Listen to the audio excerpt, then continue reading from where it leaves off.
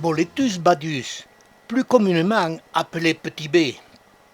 Sa couleur et ses formes sont presque invariables.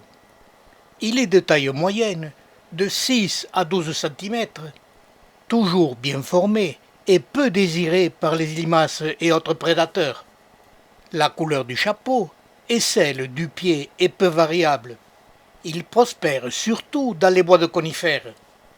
Il est très reconnaissable. Le dessous de son chapeau bleuit si on l'écrase. Comestible, mais de saveur médiocre, il noircit à la cuisson et a peu d'arôme. La plupart du temps, cette espèce prospère isolée.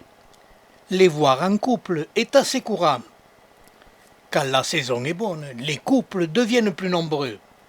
Mais les voir en groupe assez espacés devient une image assez rare. Cette espèce a une particularité. On le trouve toujours, même très jeune, bien formé, et sous l'aspect typique de l'espèce.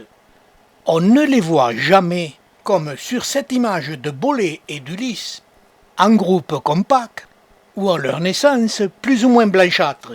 Quand on trouve ces Bolets B, jeunes ou vieux, ils ont toujours l'aspect de l'espèce. Ils finiraient par nous faire croire qu'ils naissent déjà formés et colorés.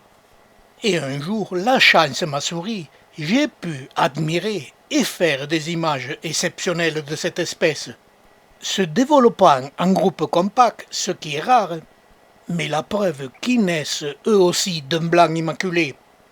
Ils ne gardent cette couleur blanche que quelques minutes, ce qui en fait la rareté de cette image, que je garde plus longtemps pour en étudier tous les détails.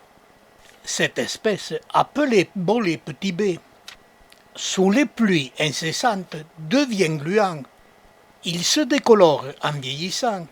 À ce stade, parfois, on peut le confondre avec d'autres espèces, comme le bolet jaune, lui aussi comestible et aux critères très proches.